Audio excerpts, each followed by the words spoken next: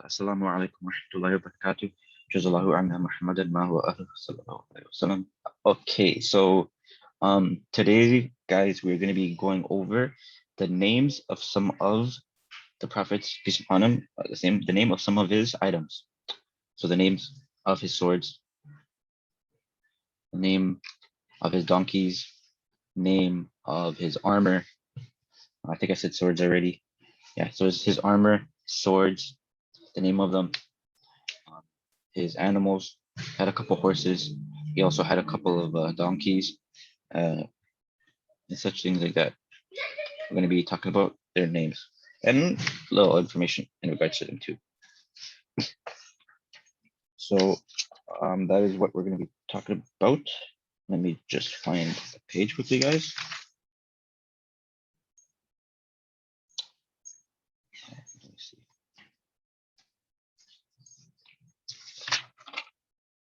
I guess I don't have it here, but I guess I don't. But for now, we were just talking about.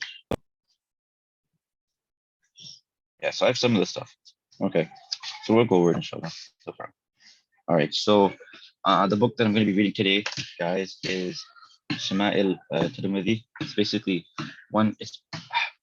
So in regards to the major 6 books like Sahih Bukhari and such, this one is from Tirmidhi, and it's basically near the end of that kitab. Shama'il, it's basically a compilation of different hadith in regards to some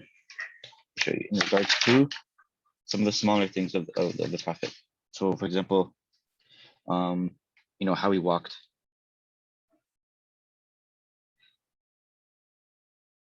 You okay? Saying ow. Oh no, I'm saying ow because this thing is hurting me a bit too. So, but I'm okay though. Just a little. I'm stiff. I have to stretch. That's what I'm saying ow a bit.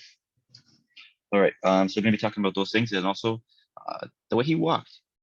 His lungi, like the way he wore the clothes that he wore, his turban, his imamah. Now he sat. Remember, guys, one thing in regards to the sunnah, it's not about just like praying like the sunnah namaz or stuff like that. Sunnah is everything the Prophet did, everything he did, whether it was just the way he prayed salah, to the way he went to bed at night, to the way he got up in the morning, to the way he brushed his teeth using the miswak. It's everything. So in order for us to really emulate him and to follow in his footsteps, we have to follow even the minor things. We have to follow his footsteps, his literal footsteps. We have to follow his literal footsteps. The way he walked, the way he talked, the way he did things. Sure. All right, so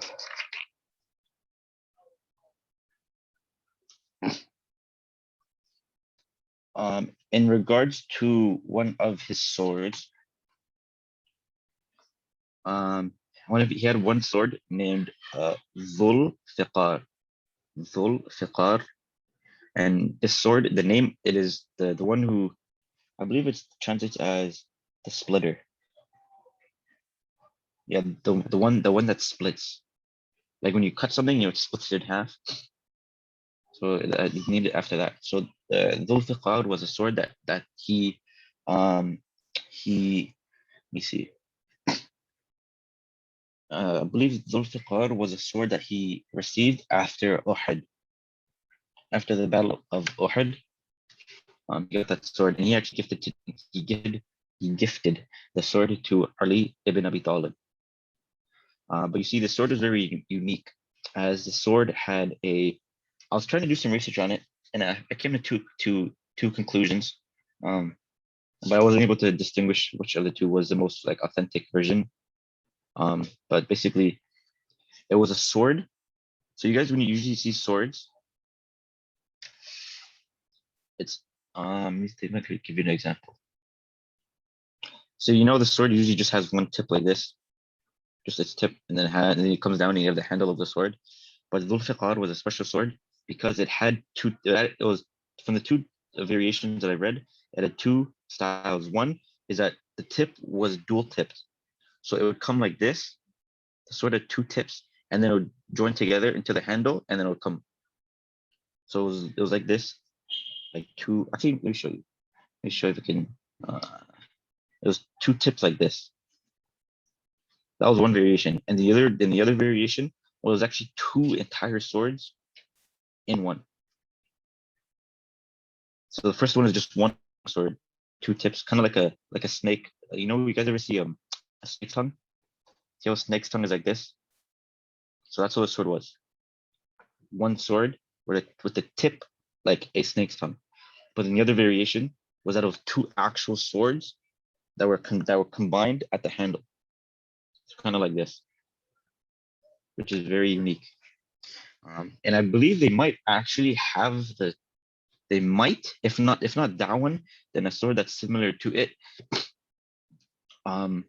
in Turkey. So if you guys want to if you guys ever want to watch a video on YouTube, it's called the Top Copy Museum in Turkey. Top copy, something like that. Top Copy Museum in Turkey. So they actually have Ali, they have his brother's sword, Ja'far ibn Abi Talib, they have his sword, they have the Prophet's sword, and they also have, I think they also have Ali's sword, and they have one more, maybe Zubair's sword, one more person.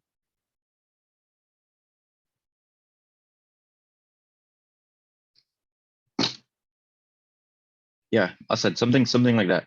It's like a snake kind of. It's actually very interesting how actually large these swords were. If you guys have ever wanted to watch the video, it's on YouTube. So just if you were to find it, just Google it, if you just YouTube it. All right. So in regards to his armor, he had about 8 different pieces of armor. Obviously, this could have been. It doesn't mean he had it all together, but rather during his life. So the names 7, sorry. So 7 different pieces of armor. One was one. So the first one, his name was Dhatul Fadl, the one who basically the I think you could call it the graceful one, or the graceful. That's kind of how we named it. So it was called Dhatul Fadl because of its size. It was well known. That of like this armor was well known by that name. It was a popular piece of armor. And it's mentioned in different books of hadith that this armor was pawned. Pawn means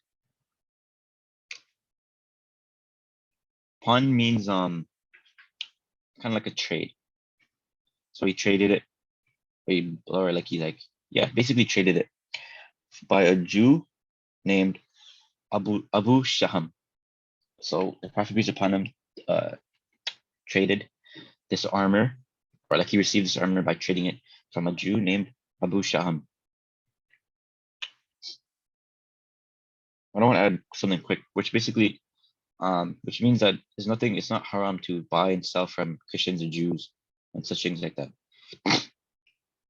As long as you're buying stuff like halal, you cannot buy pork.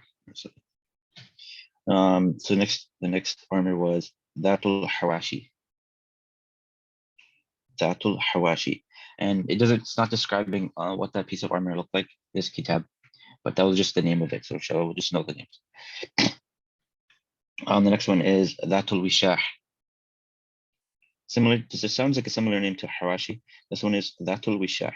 Next one is Fidda, and then Saghdiya has the name of Dhatiya. Actually, no, my apologies. So it doesn't make some mention. Okay. So next one is Saghdiya. I'm going to be mentioning the names now and then describe them. Next one is Tabra. Next one after that is Kharnaq.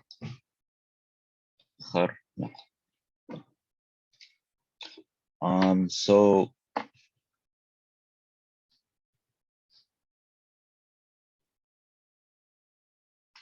sorry, just smelling something weird. So Zubair ibn al-Awwam radiallahu anh said that the Prophet peace upon him on the battle of Uhud wore two suits of armor. He wore the one named Dhatul Fadl, and he wore the other one named Fidda. So during this battle, the Prophet peace upon him wanted to climb a hill, but due to the weight and the difficulty of like the positioning on his body of the armor, um, it made it difficult for him to actually climb it. And right, they made it very difficult, and it makes mention that because of this difficulty and amongst other difficulties, uh, he was actually injured. His face was injured, and he started to bleed. Peace upon him, started to bleed. So Talha, um, so then the Prophet peace upon him requested Talha to basically to sit and to help Prophet climb the tree. Not the, sorry, the tree, to climb the hill or the mountain. And I remember reading somewhere that Talha actually carried him on his back. You guys know how like you give somebody a piggyback ride? That's what we call it, the piggyback ride. I remember reading somewhere that it was similar to that. Talha radiallahu anhu gave the Prophet peace upon him a piggyback, helping him to climb the helping him to climb the that Talha, sorry, I'm saying Talha, Zubair. I'm sorry. Actually, no, wait. Okay, yeah. So my apologies. My apologies. So Zubair makes mention of the armor, the two armors that he wore. But then it was indeed Talha that helped him, that aided him in climbing the hill. My apologies.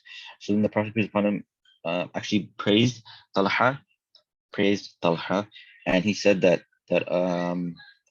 Talha, that he said that Jannah is farid, meaning it's wajib. It's like mandatory for Talha. Basically, like you're going to heaven. So this deed that you are going to heaven. So then Talha was obviously very elated and very joyful. Um, and so basically to explain the reason the armor it was difficult for him to move because different types of armor, if the armor is more plated, um, then obviously it's going to be thicker in order to stop to stop the swords and such things.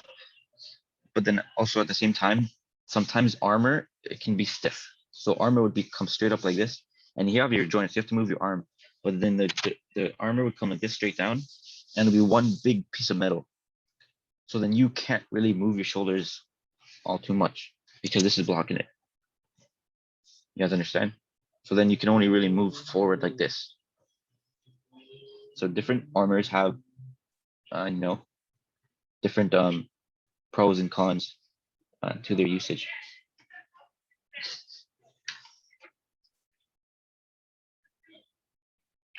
And Sa'ad ibn Yazid, another Sahaba, he says that the two armors, Datul Fadl and Fidda, the two armors, the Prophet peace upon him, were one over the other. So one could be, from what I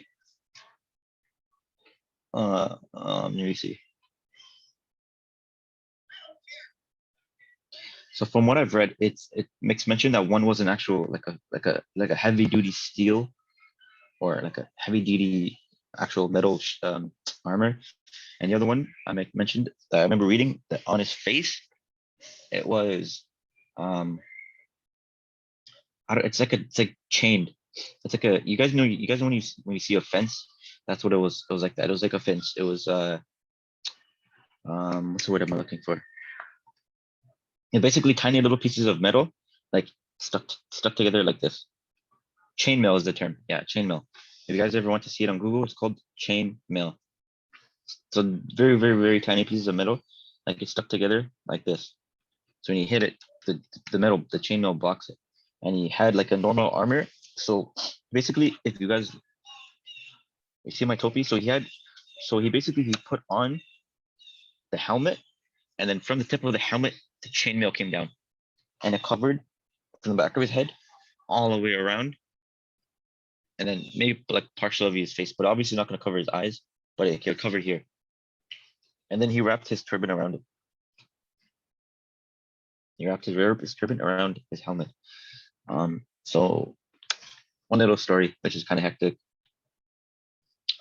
During the battle, somebody hit him with a sword.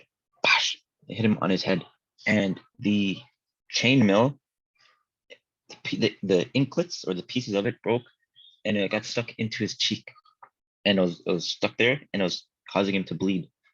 So imagine chainmail was piercing the cheek of the Prophet peace upon him. It's a serious thing, guys. So then there was one Sahaba. I'm forgetting his name. I think it might have been either Talha or Zubair. I believe so. One of them two, but I could be wrong. But one Sahaba, he used his teeth. So originally they just tried to use their hands and pull it out, but they couldn't. The thing was really stuck. So then this Sahaba, his front what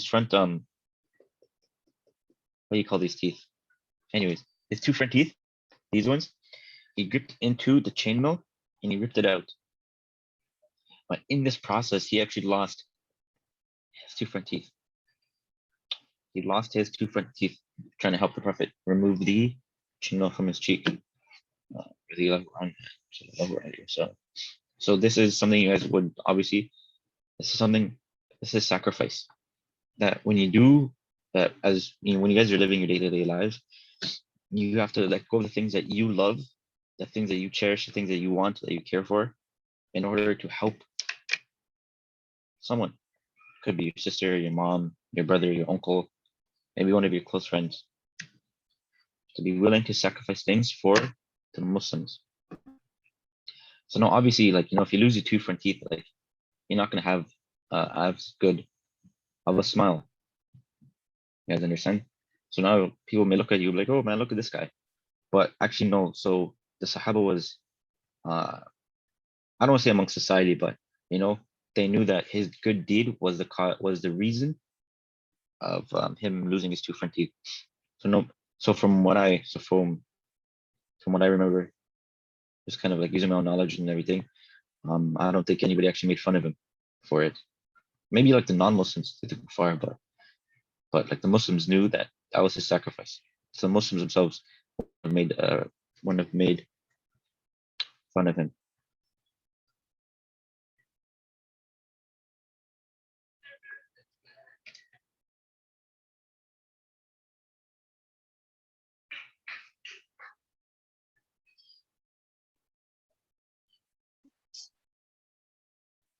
Assalamualaikum.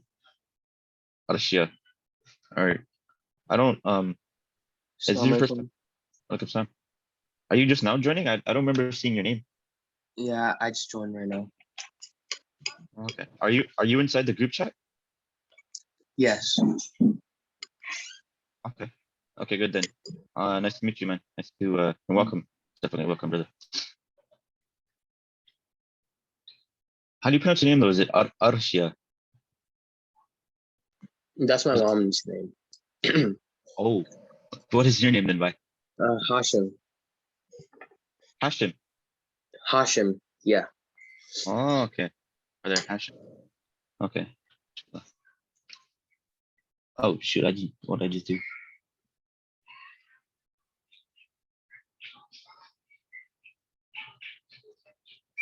Oh man.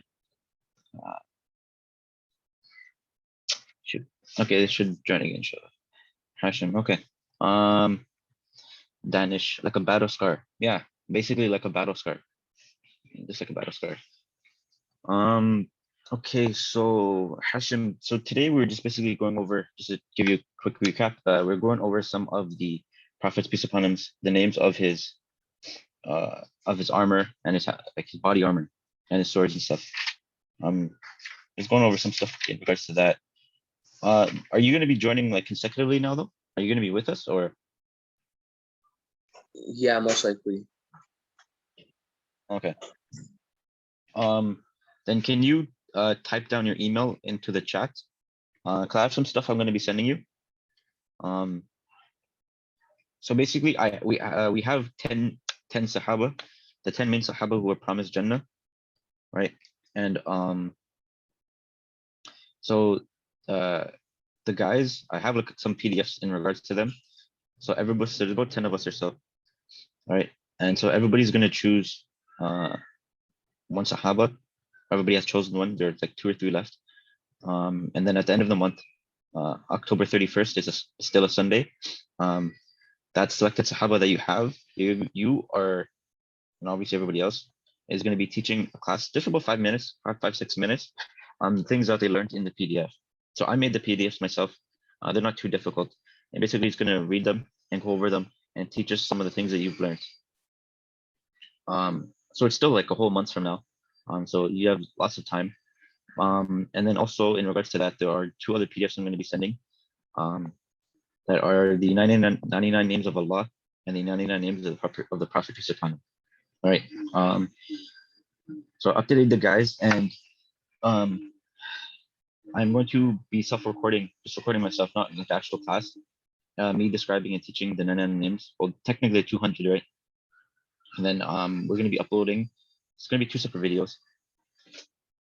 And then after that, those 2 videos will be uploaded to our YouTube channel. And then I just want you guys to memorize, and basically memorize all 200.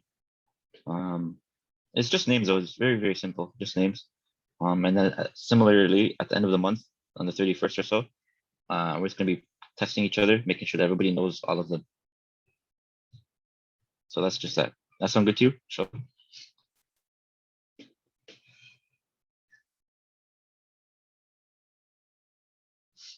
Is there Hashim? Yeah, it does. Okay. And like I know like today's probably your first time, so I'm probably throwing a lot of stuff at you, but no stress. You know, no stress. Plus you still have a lot of time. So nothing to freak out over, okay? Inshallah. Okay. So I'll just show you. Let me show you quick. Where's my screen? Here we go. So I have it in bracketed the names that were already chosen. So for example, I'll show you this quickly. Just keep you updated with everything. So this little PDF, Muhammad Ahmad, has entire 99 names of the Prophet in English and Arabic, and then the English Arabic of how to pronounce it, and then the meaning, right? Then these you have Abu Bakr Siddiq, Abu Ubaidah, Ali. AR is Abdurrahman. S.W is Sa'id ibn Abi Waqas. Then you have, sorry, it's Sa'ad ibn Abi Waqas. Then you have, no, Sa'ad bin Zayd, sorry. Then you have, these names are, wait, they're so similar. One second. Yeah, Sa'id bin Zayd, and the other one is Sa'ad ibn Abi Waqas. My apologies. Then you have Omar Farouk, which is taken, and then Zubair. Ahmed has Talha, I believe.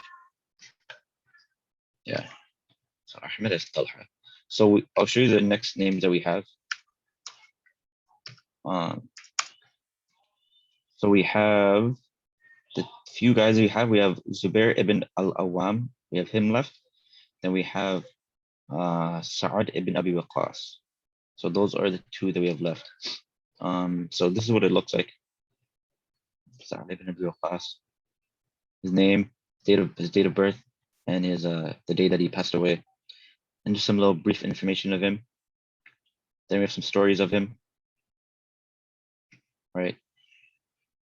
And then just some stories, etc., and then how he passed away. You see, and it's like this for all of them. And then this one I'm not going to really be testing you, but I want you to just personally go over it and try to think about ways how you can try to. I'll be talking about it also, but basically ways you can try to implement it into our lives.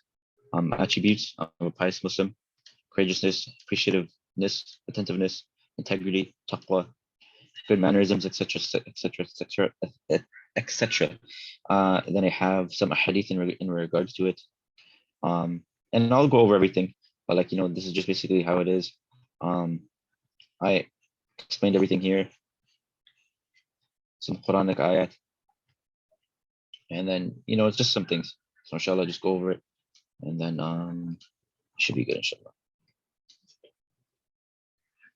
Sorry, I did not mean to send it to everyone. Pardon me? I did not mean to send it to everyone. Oh, okay, no problem.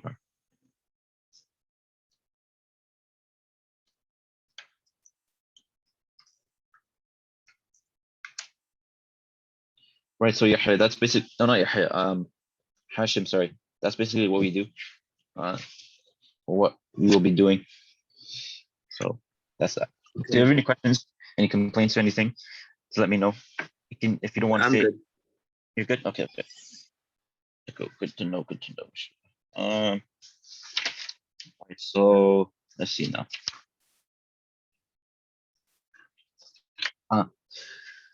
Okay, so we're gonna talk. We still have some time, but oh, hi mom.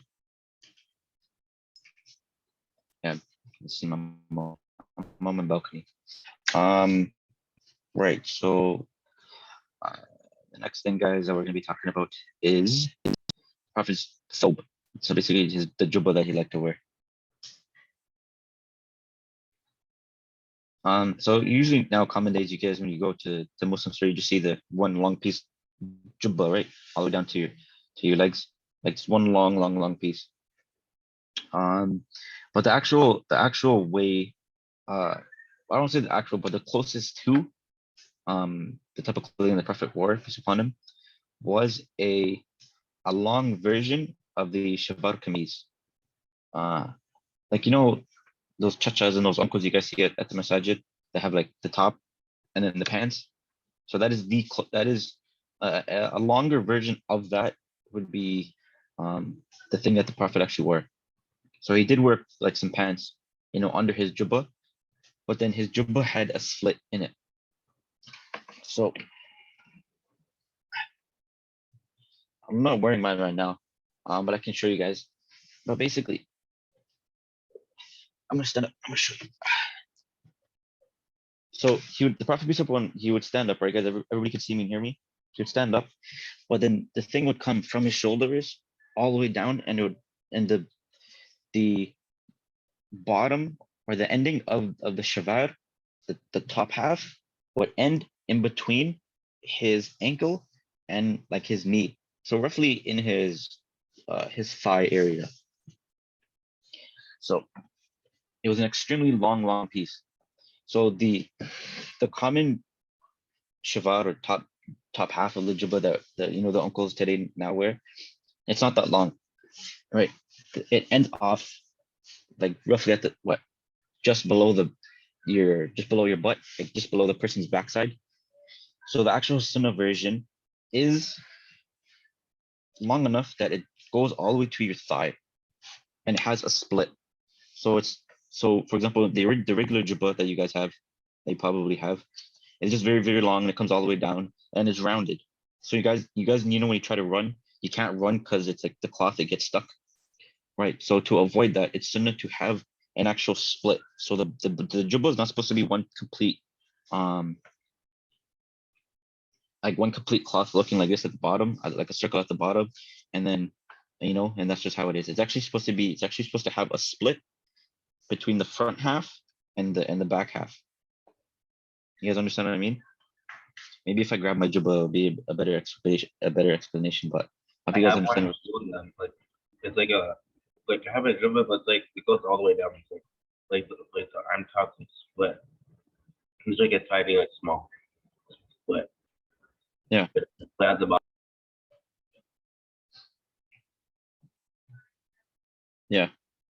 Yeah. So basically, yeah. So that kind of one, Yahya, is basically the good ones to have. If I remember what you mean. I mean, if I understand what you mean, sorry. But yeah, so the sunnah is that it's that the shavar, the top half of the jubba, of the thobe, from your shoulder comes all the way down, and it's long, and it's not excessively baggy. Like you don't have to wear like a size 1,000 jubba. You know what I mean? But it's sufficient enough that it can completely cover your aura, and you're not like wearing like a tight jubba. You know what I mean? I mean, if you want to wear like a tight one, then you can, but not excessively tight where I can see like the outline, the shape of your body, guys. Remember, although women are supposed to cover themselves, us men are also too supposed to cover our aura.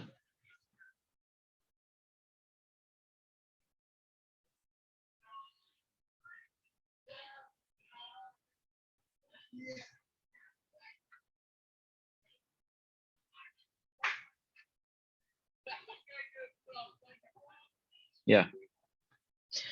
So if you guys look at the chat now, Danish just posted message saying that he learned on a hadith on Friday that the shawal kameez top should cover until your knees. Yeah. So it's actually supposed to be lower than your knees. It's supposed to be around your thigh area.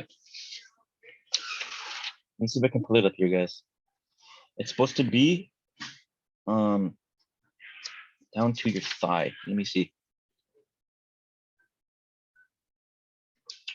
Let me see if I can pull it up here.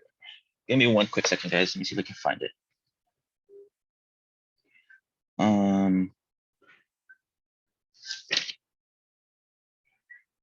Oh yeah, here we go. One second, guys. I'm gonna bring it up. Let's see if I can find it. Okay. So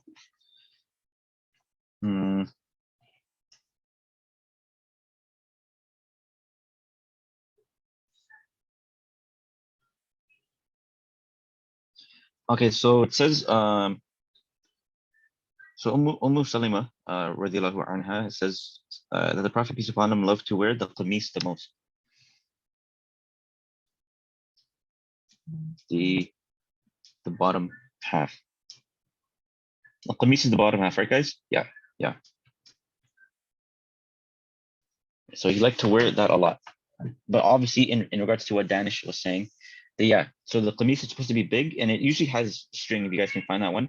And he wore it above his belly button.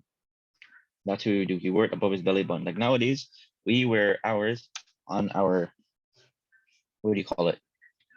On your waist. That's where we wear ours. But it's actually supposed to be above your belly button.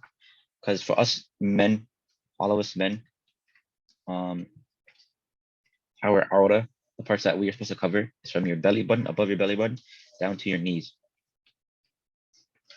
So that's probably why Danish, they said your knees. So that way it's just covering the most basic level. As long as it's covering your knees, then it's good to go.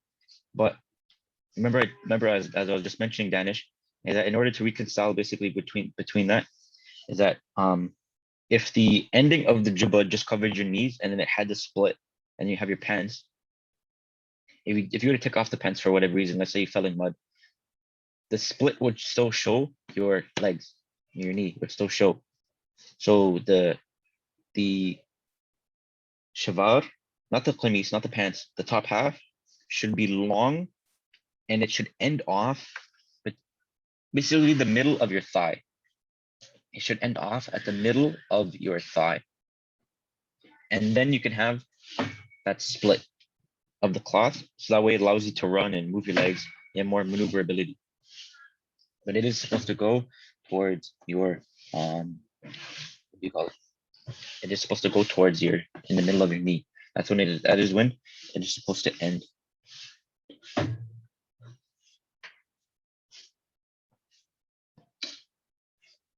Let me see.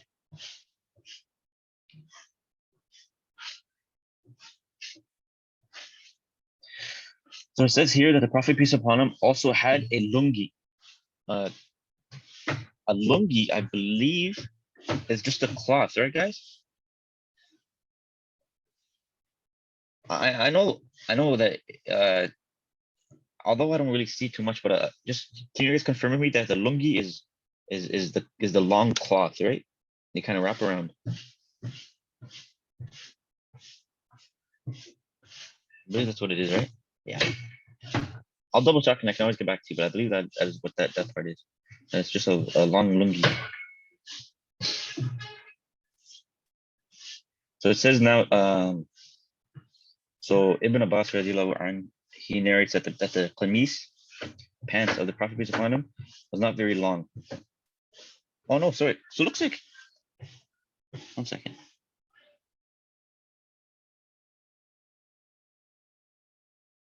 Yeah, so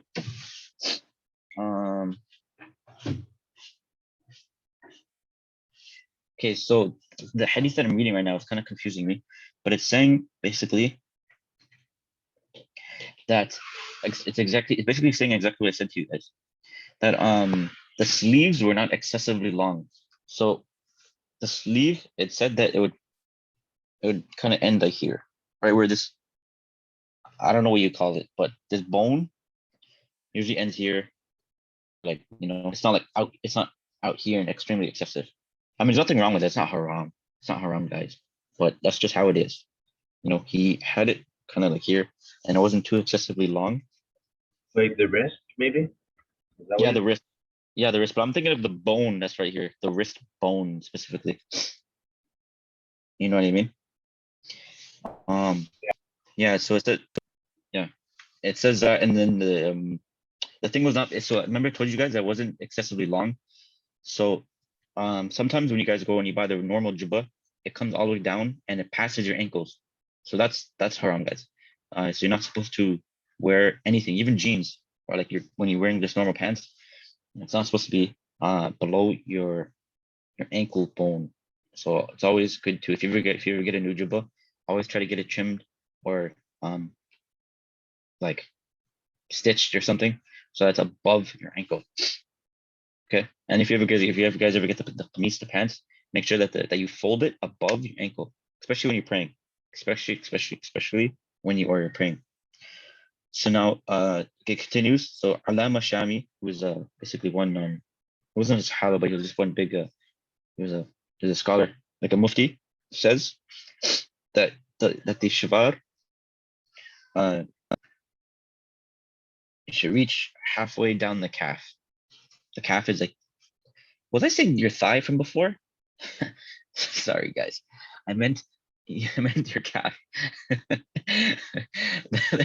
Basically, the middle of your leg, between your ankle and your knee, your calf. I was saying thigh earlier. So sorry, guys.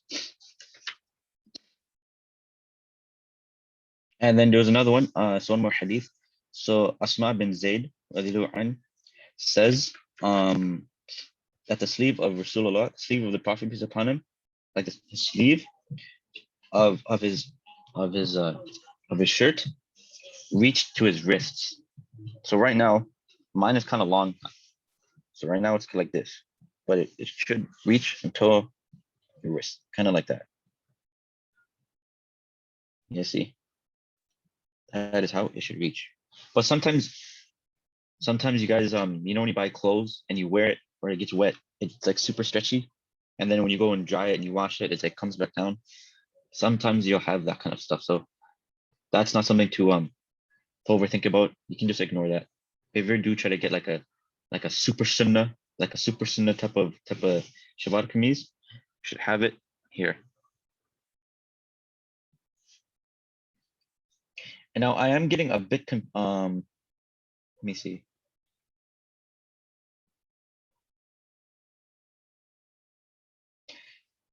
So I'm from the details that I'm getting at right now, I'm getting a little confused if the pants itself ended off at the calf or if the jubba did. But obviously that due to the fact that we are here in Toronto, well, Saga, Ontario at least, it gets pretty cold. Like we're not in Saudi Arabia. So I mean it's best to just have obviously long. Me, no, I'm in Scarborough. Right, but it's best to have the pants down to above your ankle. Have the pants, the kameez, above your ankle, and the actual shavar, the top half, have it come all the way down, and make the end of that at your thigh, at your calf, and then have the sleeve of it at your wrist, and you just have an ordinary topi. Oh, let me make mention quickly though, guys, so remember the topi, like you guys see the white topi or different type of topis. The Prophet didn't technically wear the type of topis that you see at like at the masajid or these different things. He just had a head covering. He just covered his head. And then he wrapped his turban around it. So if you guys have like something like this, like another style, or whatever it is, that is sunnah. Even if you have I think they're called toques, right? TOQUE, like those winter hats, and you have like Toronto Maple Leafs or whatever team on it, stuff like that. So even those could be considered a topi. Obviously now no images, nothing with eyes, all that stuff is haram, no images and stuff. But you have a simple thing on your head and it covers your head, and that is considered a topi. You can understand? So that is considered a topi. And then when you pray, your forehead is supposed to touch the ground. So you can't pray like this. You can't pray like this.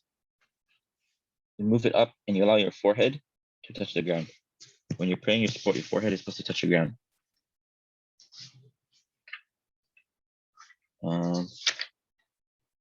It is 6:05 now, guys. So inshallah, I guess that'll be it for now. That'll be it. No, guys, before you leave, I'm gonna be emailing you tonight. So whenever you're able to, check the email and just send me, like, reply to the email and say, okay, received, inshallah. And then you guys start practicing, inshallah, for the 31st. It's just gonna be simple things. You guys are teaching the class, inshallah, that'll be good. That way you don't have to really test you guys, but just teach everybody what you learned. And then Yahya, did Yahya? No, I'm here. Oh, sorry, I couldn't see your name. Oh yeah, you're here. And Yahya, so if you want to do somebody else, then you can. Just send me an email on who you're gonna be choosing, and then just basically the theme. If you want to do somebody else, the theme, have their date and birth, their name, or their nicknames, and then some stories. The brief life of how they were before they became Muslim, how they were after they became Muslim, some of the struggles that they did for Islam, maybe some of the battles, some their major achievements in life. The Prophet might have praised them for, or something of that sort, and then just a little story of how they passed away. The one I chose right now. So I'll just stick to that for now. Okay, no problem. But yeah, that'll be it for now then, guys, inshallah. How do I end the recording?